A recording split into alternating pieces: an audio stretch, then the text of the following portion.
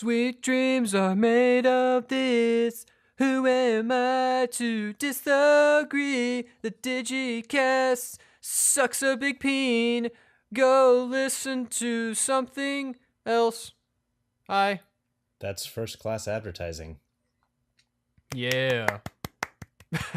Yeah. That's good. Oh, wait. It's gotta be slow clap. 3 claps. I just watched this new commercial that was really over the top for the PS4, and it basically just had this, I want to say, like, church choir singing this very somber version of Sweet Dreams by Eurythmics, and that's what made me think of that. So yep, I need to look that up. oh, it's super over the top too, like most of Sony's commercials. It's very over the top and pretentious. Actually, that'd be Apple's commercials. Apple commercials are by far the worst. Yeah, definitely. I mean, they work. They advertise the experience, which is what you need to do with a piece of technology, but god damn, are they pretentious. They suck their own dicks so hard. Oh, they do. Just get right in there. It's like they remove their ribs, like Marilyn Mansing it. What? You never heard? Wasn't that Marilyn Manson who got his ribs removed so he could suck his own dick? Did he? I don't know if that was true or not. I thought that was just a rumor. Yeah, I think that may have just been a rumor. I don't know if that's true. I don't think that is true. I don't know. I saw it on the internet one time, and I just assumed it was true. Bad Jacob. Oh. Well, there's and then I'm nothing relaying it for the false on Digicast internet. because we check all our sources like crazy. We're professional here. Yeah, that's why we always make sure to leave in all those giant pauses too while we're at it. I We're cut out bringing- so many last week. I bringing- would like to think I saved that podcast. Yeah. Oh, You did, God. actually. It totally was saved in editing. But that's why there's no point in talking about those pauses, because the audience will never know until now. Yep, and now they know. And now we'll talk about something else. So, Nathaniel, you seem to be pretty pissed off about that NES Classic Edition, so let's just get on in that. Well, I was more pissed off a couple days ago, but so, as I'm sure everyone knows, the NES Classic Edition came out, and I was like, oh, you know what? Nintendo didn't send me one, unfortunately, but I was going to go buy one anyway. I was going to spend $60 on an NES Classic Edition so I could review it for them and give Nintendo some free marketing since they've really been needing it this year. So I went to Walmart, didn't have an NES Classic, went to GameStop, it didn't have an NES Classic, and they told me that, oh, I'm sorry, there's none in this whole area. So then I go online to find out that basically this is Amiibo all over again. If you want an NES Classic Edition, you have to pay hundreds and thousands of dollars on eBay. So Hundreds of thousands of dollars. when I'm not For even ROMs. exaggerating. Someone was selling one for $5,000. I saw that. God. What the hell? Nintendo, why? You gave GameStop 8 copies. 8. Why? Sweet dreams are made of this. That doesn't make me feel better. I can't say I'm surprised by that sort of move from Nintendo. We really ought to just come to expect it now. I mean... Yeah. It's so annoying. Like, why should I have to take, like, you know, go to the store 15 minutes before it opens just to hope that I can get a copy of something? That's ridiculous. Are they going to do this with the Switch as well? Like, I hope not. I don't Possibly, because really, like, the number of units they're planning on shipping for the Switch is really low. Like, we already know that I think they're shipping something like 1 million less units of the Switch than they did for the Wii U. So if the Switch is anywhere even like remotely successful, there's going to be a shortage on launch. Yeah. I think it was a projected like 2.5 million or something. The Wii U was like 3 or 4. Yeah. My dearest sweet wife, God bless her. She tried her hardest to get one for me on Amazon. She stayed up through the night. I'm exaggerating. I have no idea if she stayed up there or not. She probably didn't. I mean, because that'd be retarded. Oh, I'm not allowed to say that. I'm supposed to say that would be mental. So anyway, and like the night before I think it was coming out, I told her that I was like I would really like one of these because she was asking me what I wanted for Christmas, and I really don't care. Like I'm a pretty easygoing guy. I can't really think of anything I actually wanted. And then I thought of that, and I'm like, oh, I want that because I will not spend $60 on that for myself, but someone else can if they want, and I don't care.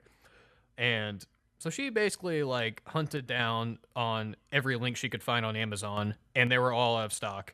I remember actually GameStop said, oh, if you go on Amazon at 5:10 p.m., they're going to be restocking the Classic know! Edition. I'm like, are you serious? I'm not going to do that just to buy some stupid console. Yeah, no, down to the minute.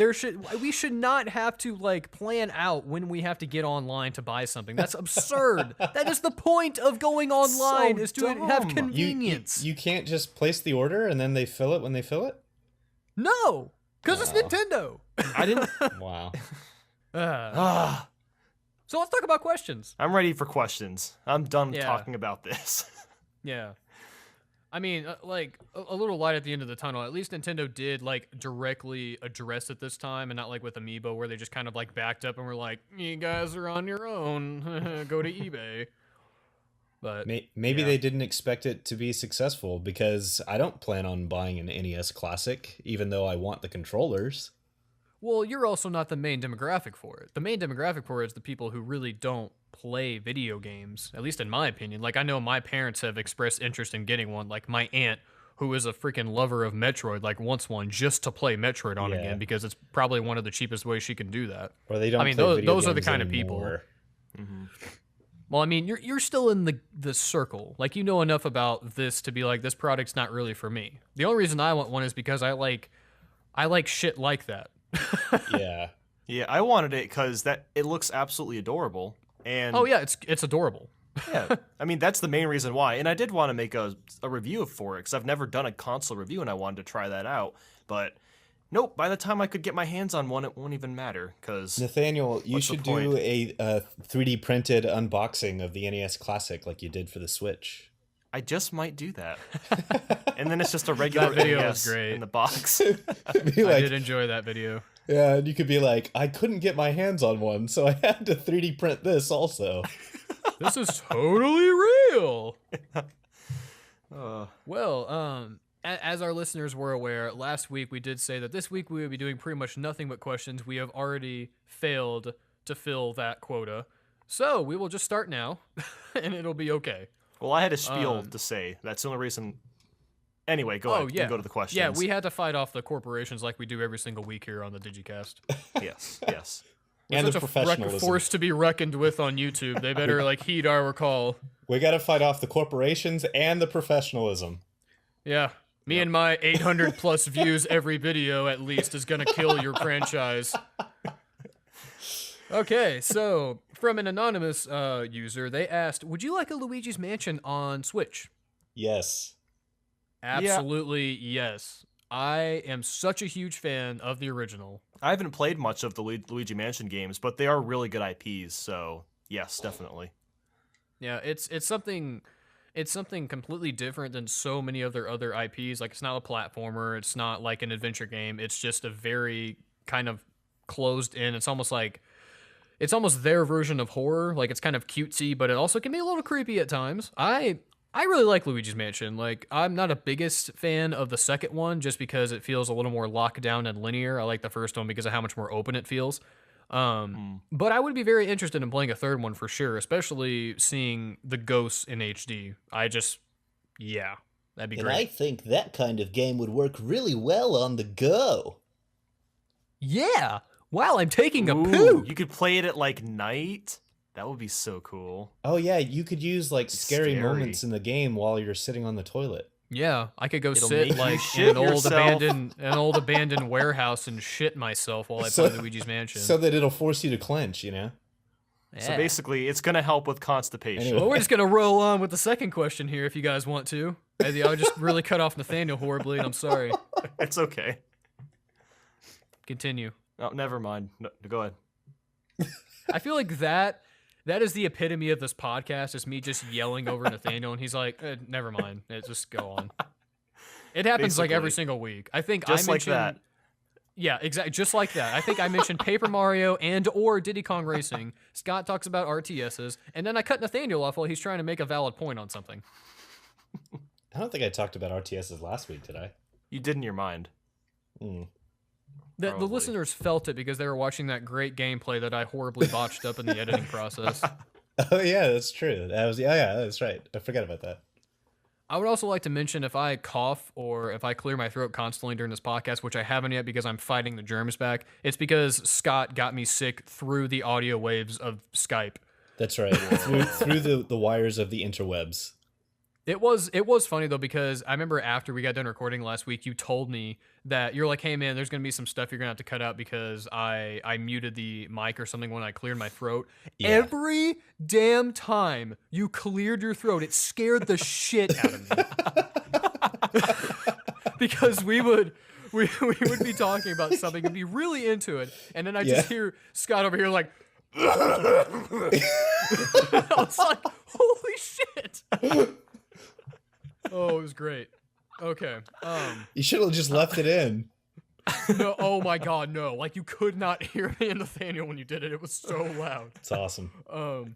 Anyway, next question is, what are your favorite Wii U games, and do you think the most popular Wii U games will be ported to the Switch? We've kind of already answered the second part of this question, so I guess we can just talk about the first part. So, what are your guys' favorite Wii U games? Splatoon. Mario Maker. What about you? Did you have any more, or was that it? I mean, I could talk about Splatoon and why it's like the only reason to buy a Wii U, because practically all the other experiences could be found on the 3DS, but I mean, that's pretty much it. Yeah, for sure. My two favorite games are actually games that later got ported to the 3DS, which is a shame. Hyrule Warriors, obviously, we all knew it was coming. Don't even act like you're shocked. And then, yeah. Oh God, really? Oh, it's no way it's that. And then Yoshi's Woolly World. It's just a very, very like when I get done beating the shit out of everyone in Hyrule Warriors and I have the testosterone pumping, I like to go and play Yoshi's Woolly World to calm myself down. I would also like to believe that your favorite Wii U game is Paper Mario Color Splash. Oh, it is. I mean, I'm not even gonna lie. Like, it has to be one of them. I mean, I have grown to love this game so much. I'm not kidding. I am currently in the process of 100%ing it right now. I believe you. I talk about it all the time. I never thought I'd hear you say that. It is such a love-hate relationship with that game. There are times I'm playing it, I am so into it. I love it so much, and then there are times I'm like, God, it can be improved here and here and here. And then something happens, like I see another one of the rock, paper wizards, and I just get excited again. There's something about that game, and I cannot explain it. Like, for every dumb thing it does, a toad with a big-ass glove on top of his head walks out, and I just squeal every time. It's a pretty good game, actually. Like, I really was expecting to be a little more disappointed with it, but I kind of haven't been. I do think that there is something missing from like the combat mechanics, as we've already said, but it doesn't stop the game from being a pretty good game. Yeah, like there's a little to be desired with a combat system, but I totally agree with you. Like, I can't necessarily explain it other than the fact that the dialogue is so strong.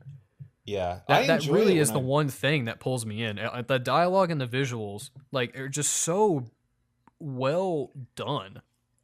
Yeah, I do not have a bad time when I sit down to play that game. It's very enjoyable. So, I would recommend it. I would. Yeah, I would definitely recommend it to anyone who's a Paper Mario fan. We all know how massive of a Paper Mario fan I am. I was easily able to get past some of the shortcomings of this game, and I've really grown to love this game. I really have. I played every single week. I am currently 100%ing it right now. I'm about 2/3 of the way through the game. I'm still having a blast. I think I've put like over 40 hours into it. It is really fun. So I think I said Mario Maker at like the same time Nathaniel was saying Splatoon, maybe. But Mario Maker to me is so representative of everything that the Wii U was meant to be good at and that it should have launched with. Yeah, and for sure. the game itself works so well, and I'm so surprised that more titles like that have not come along that are similar, where like the whole kind of point is that it's a level editor. I mean, we have so many different 2D franchises and IPs now that could take advantage of that same concept, and why they didn't do that for multiple different things, I have no idea. I shouldn't have to go and download like these weird ROM hack tools to make like a Super Metroid style game. I ought to be able to just buy an official Nintendo game Oh, and dude, make. Metroid Maker. Yeah, Or it even would be Kirby so great. Maker. That'd be pretty cool too. That would be You could awesome. you could add in like 50 different Kirby power-ups. You could just make your own little game from that. You could Yeah. have like 50 crades in one screen. That'd be great. And we need like for the next Mario Kart, we need like a nice track editor, and Yeah, it's would overdue got for that. They got to do something. Yeah. I mean, again, you know, you could do this sort of thing for just about every IP there is, and people love being creative. So I think it would do really well. And Mario Maker did sell very, very well. And I don't think it just sold solely because it's Mario. That probably had something to do with it. But I think it sold because it's genuinely just a really great experience. Yeah, it's a fun game for sure. I don't own it, but I have played it more than enough at friends' houses, and it's a really good game. Yeah. Let's see here. Next question is also from an anonymous person. It says, "Do you all collect games?" I collect N64 games. I have around 180 of them, and there's 296, at least American copies. So my goal is to eventually collect all of them. But the problem is I've collected all the cheap ones. So now it's just finding and having the money for the more rare N64 games. So for like the Wow. past year, I've really slowed down because I used to get a lot. Next the year at past Too few Many years. Games, I want to be there when you finally get your copy of Clay Fighter Sculptor's Cut. Oh fuck, dude, that's like $150 at a cheap. I think it's price. more than that. Maybe 180, $200. Ugh, yeah, I'm not excited to get that one. That's gonna hurt my wallet. But yeah, that's what I collect. I've been collecting NES games as well. I don't want to get all of them because there's no way I'll get them all. But I want to get all the Mega Man games on NES, and there's like a few select others I still want to get. I collect Super Nintendo games, but I'm not like as into it as you are per se. Like I'm not trying to go for a complete collection whatsoever. I'm simply just going for the games that I legitimately enjoy. They're the ones I never got as a kid. They're the more popular ones that I want to try. And then just a few quirky ones. Like there's like a Bugs Bunny game that I picked up at Too Many Games that I was like, this looks fun. I'll play this. Just Yeah, I stuff remember like you that. getting that. Oh yeah, it's really weird, but it's really fun and it's hard as shit. And you have Earthbound too. I do not even remember what it was called. I really don't. Yeah, but as far as other games, I don't really collect for any other systems. The funny thing is, I think as much as I bag on the Wii U, I think I have more games for that system than anything else besides a Super Nintendo. Wow. Yeah, Yeah. well, because you have a lot of the actual earlier launch titles for the Wii U, and I know I don't have those. I did have a lot of them, but I've actually picked up a fair amount of third-party games. Like I have Okay. like Deus Ex: Human Revolution. I have Yeah. DuckTales Remastered, Need for Speed Most Wanted U. I actually did have a lot more, but I've sold quite a few, and I've gotten versions on other systems for it. I'm really excited to get Shantae Half Genie Hero. I cannot wait for that game. I'm so pumped for it. Yeah, that game looks awesome. I love Way Forward and pretty much anything that they make, so I'm pretty stoked for that game. Ugh. Do you collect anything, Scott? I don't think you do, though, right? I don't. I think I've talked about it here on the show before, but I sold like all of my stuff a long time ago. Well, like a couple years ago, I guess now. And I think when you become a developer and it's for me it was like a psychological thing because like I got into creating stuff and with this mindset of like, well, I'm going to create games now. Like that's what I'm going to go do. And I essentially just was kind of like, I I don't know how to describe it. It's like the attachment to the actual physical stuff kind of went away because I got this into my brain of like, well, I'm gonna make brand new stuff, you know, like um Yeah, I could see that. yeah, I don't know. It's hard to explain. I had an original NES, a SNES, two N64s. So I had like all these original consoles and stuff, and then I had a ton of N64 games, SNES games, a bunch of old NES cartridges. But yeah, sold all of it. I think like in total it was like maybe $600 to $800 worth of stuff. I don't remember, but um yeah, like I got rid of all of it, and strangely, I don't have a lot of regrets because I still have that mentality of like it doesn't matter. Like when you start on some big project, it's usually good to kind of clear clutter in your life away to make room for that project, so to speak. So I had like I've had a couple phases now during the course of the project where I just like I go through my house and I just get rid of as much stuff as I possibly can, with the intention of like exchanging that money for the upgrading my workstation and getting a better desk and having a better workspace and all that sort of thing. So I think yeah, like when you get into the like game development itself, I think you develop a different sort of mindset about that. That's interesting because I thought you would have the opposite mindset. Like I thought you'd be kind of like inspired, and maybe also like influenced just by seeing all the different variety of games. But I mean, I guess not. It's different for different people. I again, I just have no idea how to really fully describe it, but Yeah, I my wife's uncle did some game development for Ubisoft, and I was talking to him before about it, and he was actually in the same boat as you. Like he kind of got rid of all of his things and didn't really play games as much because he was focusing on game development. right. So I guess I could see that. Like I guess how a person who probably writes books doesn't necessarily want to collect them and read them all the time. So Yeah, yeah. that's true. Yeah, and I don't have time. Like I really I have to like carve out time to for like playing games these days. And so having all of that stuff, like ultimately it wouldn't be anywhere other than shoved into a closet anyway, you know? So like there's just number one, I think from a practical standpoint too, there's just no point. Well, let's go ahead and move on to the next one. This is by Jack H. It says, if Nintendo were to ever retire the Mario franchise as its flagship series with a different IP, besides Zelda, because that's too easy, what IP should it be? Also, what games should be made for it? And this guy said, bad examples, Animal Crossing Tennis, Splatoon Party, and Mario, or Pokemon Kart. Pokemon Kart. Actually, Pokemon Kart sounds really cool. Now that I'm Yeah, thinking about definitely. it. I think that sounds fun. I wouldn't pick Animal Crossing for anything else because we already saw how that went down with Amiibo Festival. So burn those bridges and move on. Can I want Sonic knitting experiences.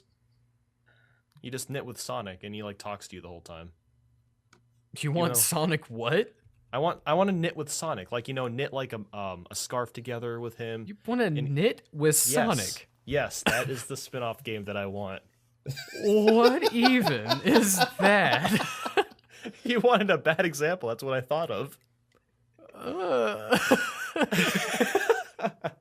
This is already a fan game on the deep dark corners of the internet, like on Newgrounds. Let's not. Because the best part about it is, like, I can imagine the Sonic the Hedgehog Twitter account just having a field day with that. Oh, I'm sure. I have no idea. I mean, as far as crossovers go, I want to see like Fire Emblem Warriors, but as far as like a flagship franchise, I have no idea. I'm thinking Donkey Kong maybe. Just I'm thinking they should have because- Donkey Kong characters in a karting world. Yeah. Mario Um Donkey Kong's in Mario Kart though. Can I have The- that again? and the trouble with like their more sci-fi IPs is that those don't have the widespread appeal that Mario has. So I think that Star Fox or Metroid have huge potential, but in terms of sales, they just haven't sold like Mario and Zelda have. So you wouldn't be able to do anything, and that includes F-Zero. So you wouldn't be able to do anything sci-fi related probably. So it'd have to be like one of the other sort of like strong, especially Donkey Kong being one of the main things that they kind of started with. I think they'd have to fall back on something like that. I'm not sure, or maybe even make a new IP. They'd probably have to do something new. I think Donkey Kong's probably one of the best because he's kind of. I don't mean this in a bad way, but he's kind of the most like, I guess, bland generic slate that they have that could fill shoes for any other like genre of game. Like I don't mean that in a bad sense, but like Mario is kind of a you know, empty soulless character who can do tons of things in different genres and it doesn't matter. But Right. yeah, like you were saying with like Star Fox and Metroid and F-Zero, like they kind of only have their one little genre that they can fulfill, maybe cross over with like one other one, but they can't have like Star Fox Kart or Star Fox Party. That would just be weird Star and Fox sad. Party. Well, I don't think we have anything else to say on that, so I'm just going to move on. Oh, actually, I know what we could do. Oh, there you go. F-Zero platforming, a platforming game for F-Zero. What? That would be fun. I know we've talked about that in the past, but I think that answers his question. Run around as Captain Falcon. I know we've talked about this before. I would kill so many things to get an open world F-Zero game where I can actually get out and Falcon punch people. Yeah. Please. It'd be so great. Oh. Yeah, it would be great. I don't think that would be a flagship for them though. But I think I do still want to see that game. No. I mean, if anything, they'd be able to at least get a hold of the 40-year-old single moms who just want to look at the Falcon crotch. So, also by Jack H., what was a game that got you through a tough spot in life? I can name a recent one, actually. And that would be... let's get deep. Well, two. So one is The Swapper, which is a puzzle game, and it's amazing, by the way. And I'm not really sure... tough spot in life. I can't genuinely say I was in a tough spot. I think I was kind of struggling with first world problems, but kind of like how I am now. But like my coffee going away at work. Oh, dude, okay. So we finally found a compromise on that. By the way, I lost for those listening, I lost the ability to have coffee pot. Like my own coffee machine on my desk at work. Yes, because the coffee. This is volume 3 in the Great Coffee Wars of 2016. It's so important, dude. So they have terrible coffee machines in the break room, and so like there was like 7 people in the office who had coffee machines on their desk. I lost the ability to do this. Finally, I talked with like the head of IT, and we've finally said, okay, we're gonna have all the coffee machines over on this one counter. So now there's like 2 different coffee machines plus like the actual company owned or company rented coffee machine or whatever over on this one counter in the office. So now I have to walk like 30 feet to go get my coffee, but I finally have it again. But anyway, yeah. I forgot what the question was. It was what was a game or two that got you through a tough spot in life. So no, I'm gonna say, but stop laughing. I will say 2 things real quick. Super Metroid and The Swapper are both games that got me really inspired and really like thinking deeply. And I still play Super Metroid whenever I want to just like run around the world in that game and kind of just like contemplate things and think to myself. I'm not sure what it is about that game, but it's like a thinking game for me. Even though there's nothing in that game that inherently does that for you. That's just something that works for me. But Jacob did a video like a long time ago about I don't remember what the story was. I know Jacob has a good answer for this though. Yeah, I think I mentioned this before. If you're like a long time viewer, I might know what I'm gonna say. But a few years back, when Super Mario Galaxy 2 came out, I was really close to my grandmother, and it was my mom's. Actually, it was my mom's grandma, so my great grandmother. we did a lot. We did a lot of stuff together, and we had a lot of common interests and things. So I would, I would help her out with things, and I would see her a lot. And she lived up the road from me, so like I said, we were really close. She actually ended up passing away around the time that game came out, so I really did not handle it well. There's not a lot of those kinds of things that I generally don't overcome easily. But that was one that I really had a hard time handling because my dog actually ended up dying pretty pretty close to that too. It was only a couple months out, and I kind of had a hard time dealing with that too. But yeah, she died, and I pretty much just holed up like in my room for like 2 days straight playing Mario Galaxy 2, and I completely 100% the game. I played it for like almost 2 days straight without Yeah. really stopping. So Wow. that's my story. We can move on to And Nathaniel now. before we do, real quick, I just want to say something about that too, and that's that like I think that the reason that video games are so nostalgic to everyone, especially as they get older these days, is because of stuff like that, and because of that like sort of comfort that that games bring you in a way that no other medium really does. You know, it's strange because we always think about that with games as an interactive medium. I don't have like memories like that. Like I can think of stuff in my childhood that's just so like full of emotion in that way that like you just don't have that with movies or like I mean, I have that a little bit with certain like music, I guess, but it's just not the same. I'm not sure. And so I think that that's something that's just so incredibly powerful about games as a medium. Is that like there are experiences like that that people do have, and it's not like an uncommon thing, which is really amazing to me. I don't have too many games like that, but that's definitely one of them. And then Star Fox 64 too. Yeah, I can only really think of one game that I used to play. I don't play it anymore. Like the only time I've ever really had problems with life, like where it was really tough, was in high school because there was a combination of just kind of being. I was actually really depressed for a lot of high school. I think a lot of high schoolers are though, as well as I had a lot of girlfriend problems and I did terribly in school. It's amazing I passed like 11th grade. I actually almost failed 11th grade.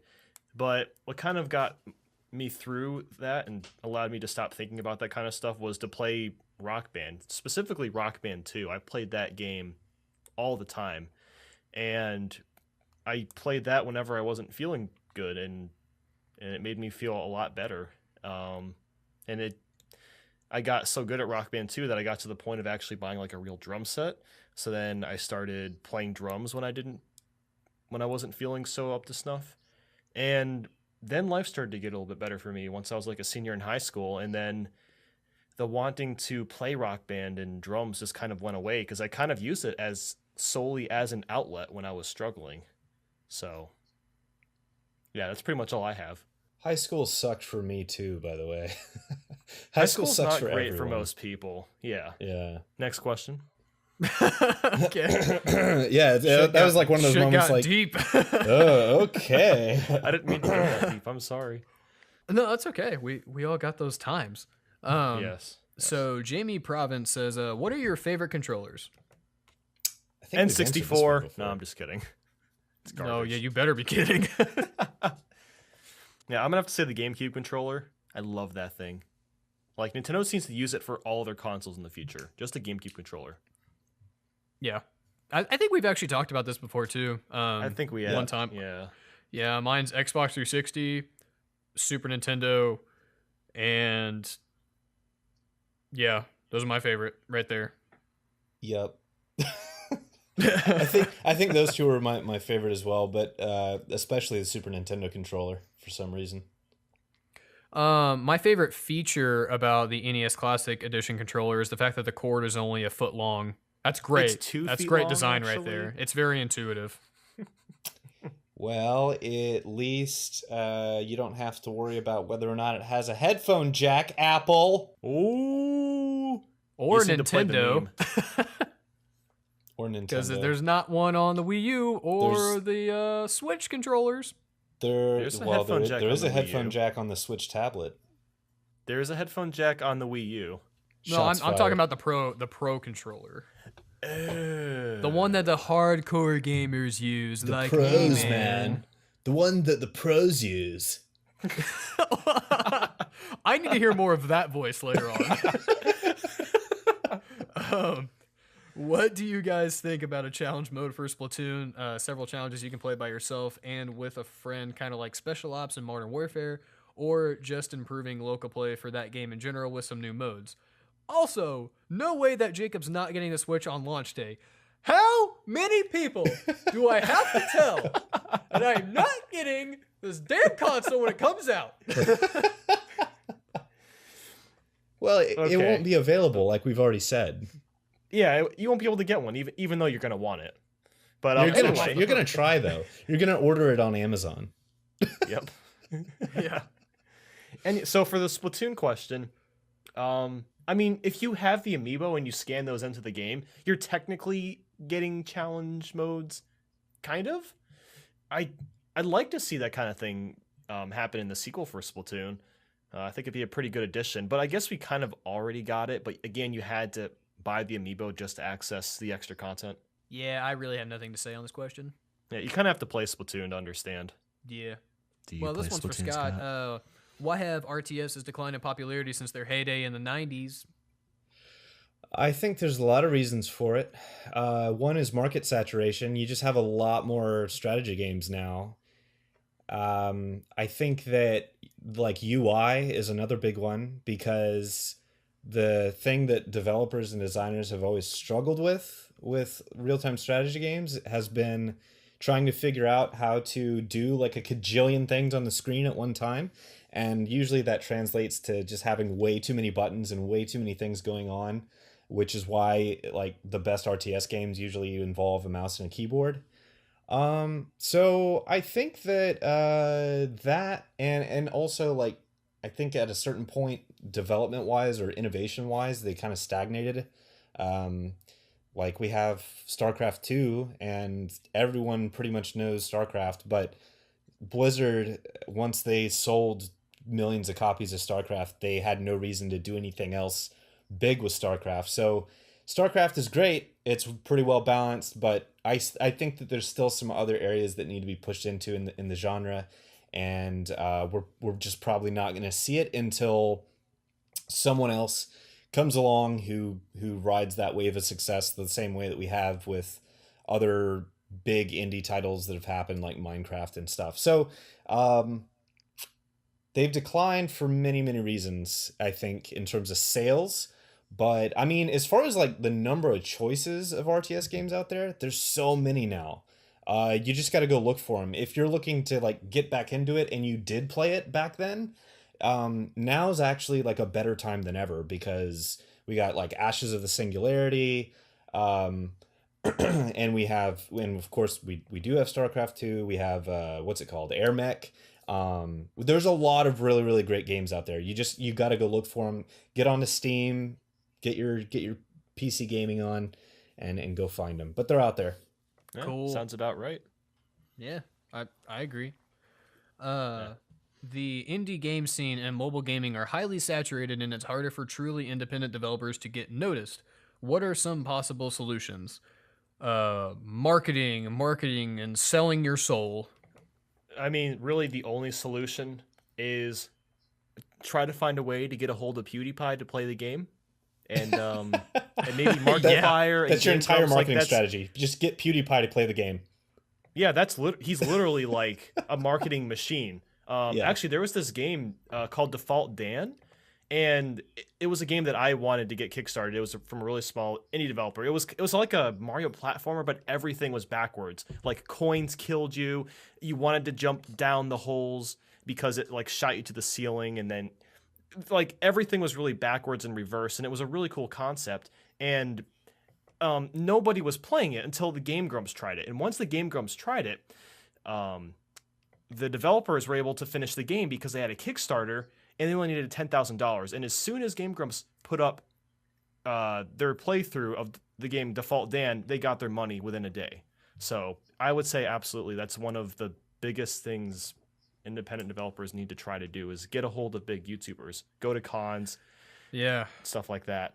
The other thing you can do is to get onto Digicades, because my game at some point will sell millions from being on this channel. Yes. So cough, cough. Advertisers, by the way, cough, cough, cough. Feel free to call us. I think you guys have it right. Like, the big problem with indie developers is always that they know how to make games and they're usually really like artsy types, but when it comes to business and when it comes to getting visibility and exposure, that's a totally different ball game. And I also know from experience that there's not a lot of good indie game marketing companies out there.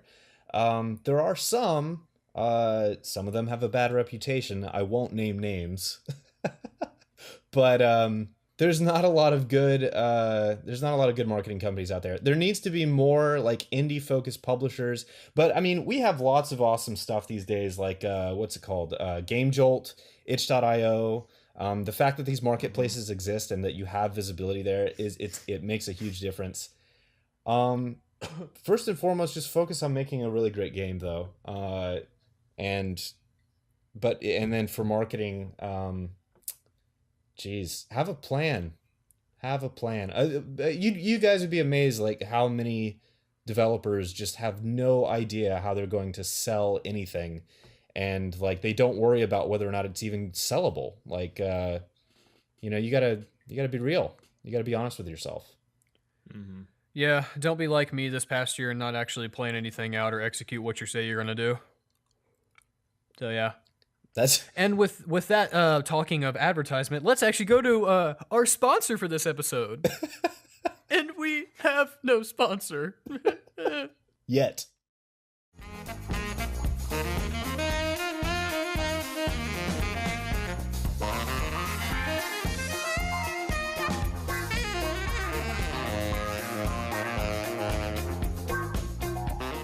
Welcome back. Thank you for listening to our shitty advertising and or if you have allowing us to live the dream.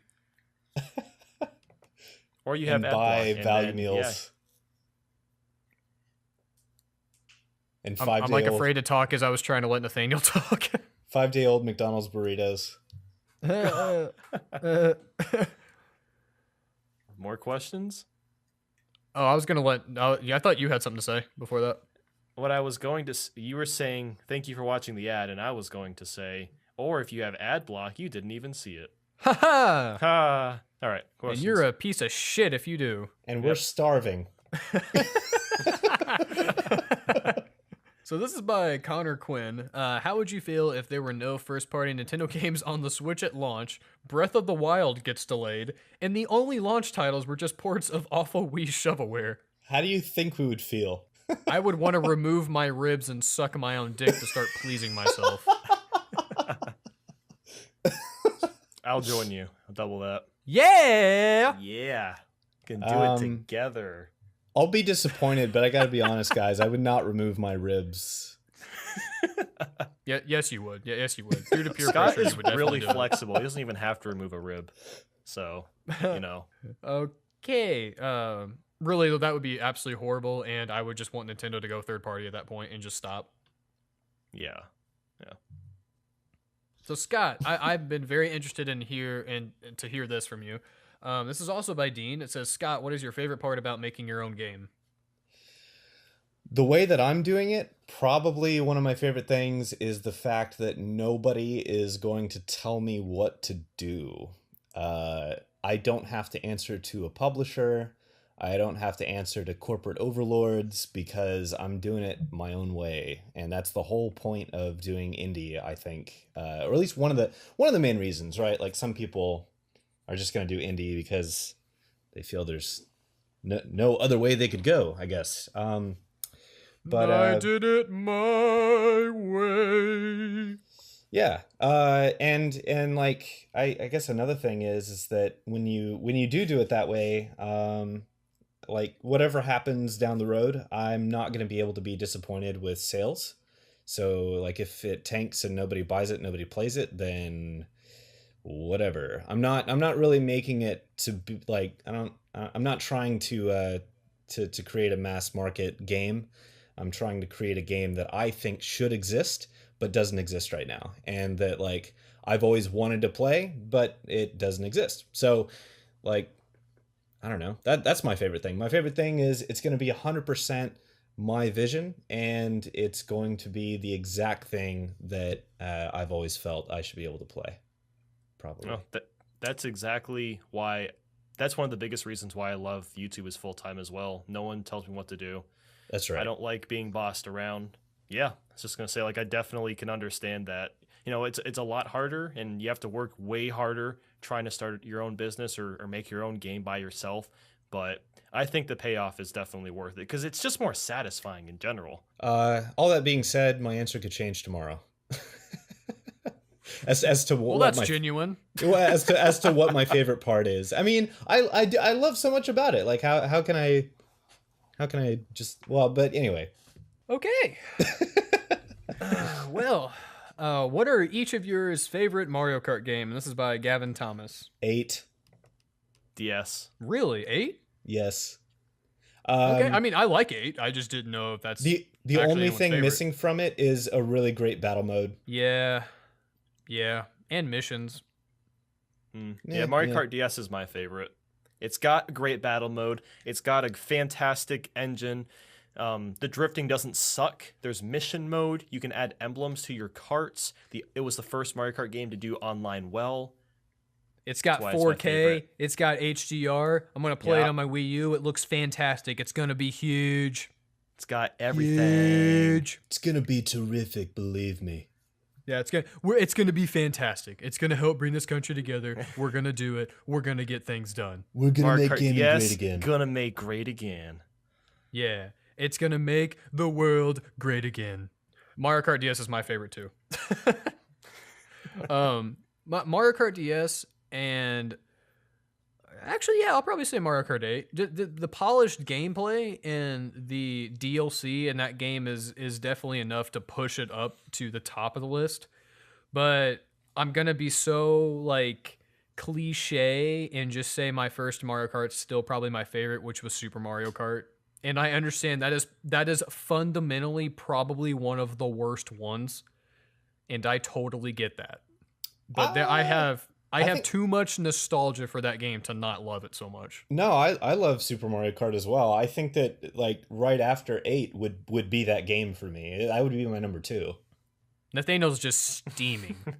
No, okay, so I used to hate Super Mario Kart until I decided, I have not made a top 10 on Super Mario Kart yet. So I played the game and I got good at it. I was like, this is actually a really good game. It's still not my favorite of all time, but yeah, it's really pretty solid. Yeah. Yeah, the learning curve for that game is very steep, but once you get used to it, it is so much fun. Yeah, but it is very hard. I had to put in a lot of hours to get used to it, but it's great. I remember like for racing games like that and F-Zero, I was always like so blown away at the fact that they did games like both of those, like that were 2D on the SNES back in the day.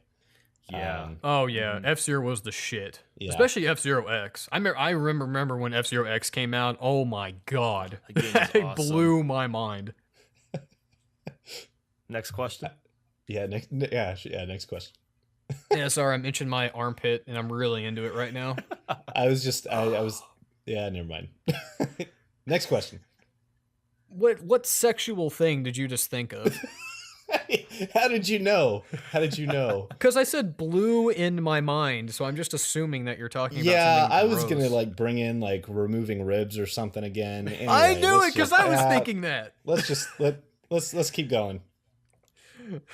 All right, this is by Christian Corona, and it says, "Why did you assume my gender, Jacob?" Yeah, I'll let you tell the story. Oh well. I know that I think this person left a comment on our last, like on one of the, like on the YouTube video. Yeah. I honestly I forget if they're male or female. I think it's a dude. I think you thought it was a female, and I think this is a dude. Yeah, the problem was that they left a question that we answered last week, and the literal second that I said her, like this is her question, like I knew in my mind, I'm like, oh shit, because for some reason I was thinking that their name was Christine and not Christian, and I've never heard of a female Christian. I Actually, that have. sounded really bad. A person named Christian I've never seen be female. So, yeah, I felt bad for that, but at the same time, I mean, who cares? I don't know. I don't even think. I'm pretty sure he doesn't even care. I think he's I just feel like the messing with us. question. Yeah, I think the question is just a joke. Yeah, I'm trolling. pretty sure it's. Being that I am the king of sarcasm, I can read right through this, Christian. You're not getting to me. Well, I think we got time for one more. This is a nice big fat question, and it's going to be mainly for Scott. How hard is it to become fluent in C++ from square one, having zero knowledge in programming? I have a decent amount of interest in programming and would like to make that a skill for myself. Thanks, and keep up the great podcasts. Thanks, man or woman. I don't want to assume your gender. Yes, anonymous. Hello. So C++, I'm not really sure, to be honest. I don't code in C++. I plan on eventually learning that. I work in Unity, and the Unity game engine is mostly in C#. But the number one piece of advice I can offer for anyone who wants to learn how to write code is to simply do it. Come up with something that you want to do and just go do it. Go figure out how to get started. Like, if it's C#, download Visual Studio from Microsoft. It's free now, so you can write your code and run it right there on the editor on pretty much any low-grade PC for free, and the documentation's free. There's tons of hours of YouTube videos out there. I subscribe to a service called Pluralsight, which is like you pay $29 a month, and it's unlimited video training for programming languages and IT skills and stuff. So that's the main thing, is just go do it. Just go get started. Don't really worry about like being overwhelmed. You're going to be overwhelmed at first. Just start with something super simple. Do the dumb little hello world tutorials that all programming languages have, and just get started. That's it. Just go do it. That's how I did it. I'm like completely self-taught, and I didn't go to school for it. I don't have a computer science degree.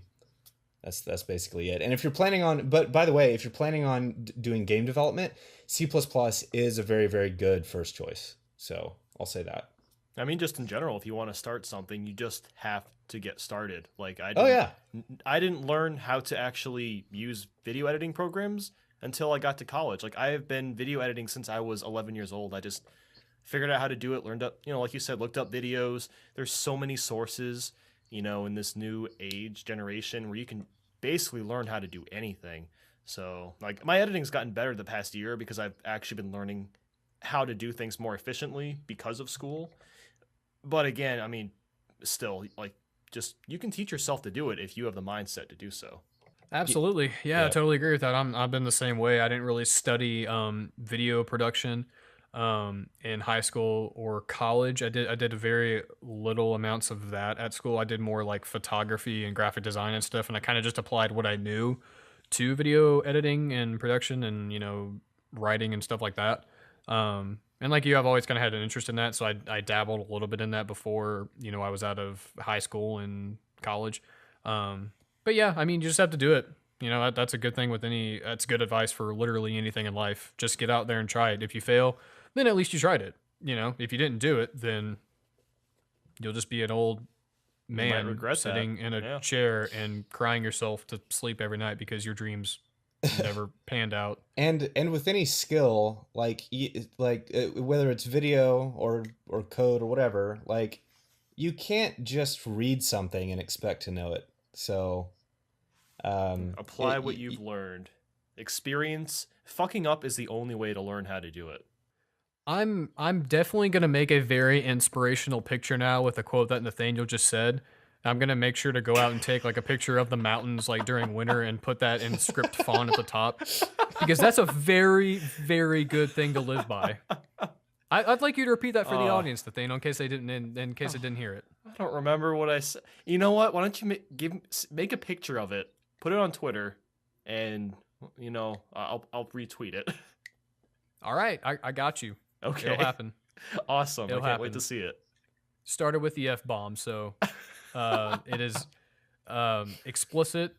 Sorry, children. But if you are listening to this, you already heard us talk about dicks and Marilyn Manson and other things of that nature.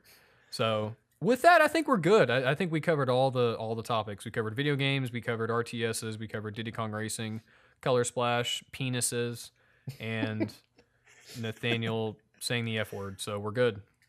Well, let's switch it up this week. Let's actually ask Scott where he does things on the internet. I do things at Scott Lee on Twitter, at ScottFreeCap on Twitter, and ScottFreeCapital.com. Awesome. And Nathaniel, where do you hail from on the dark corners of the internet?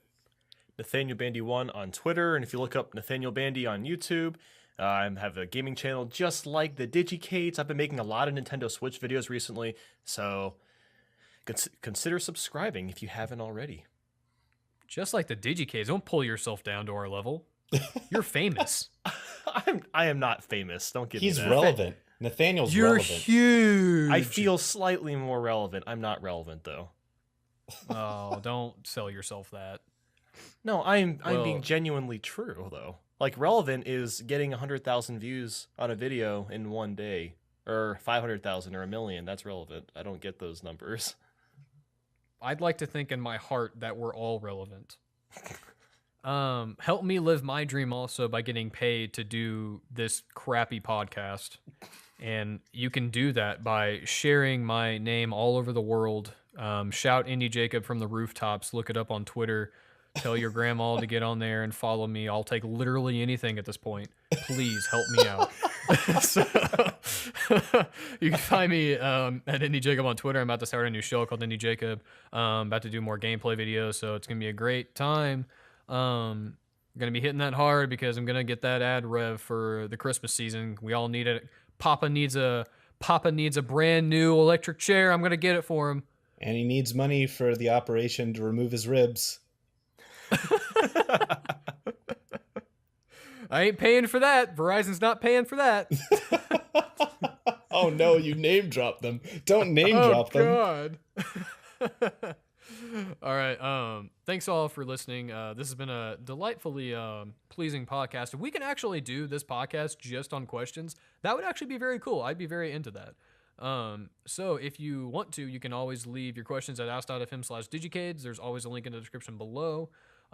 We pretty much answer like 95% of the questions that come to us. So yeah, definitely drop it down there. So with that, we will see you guys next week, and bye-bye. We love you. Thank See you for ya. listening. Bye-bye.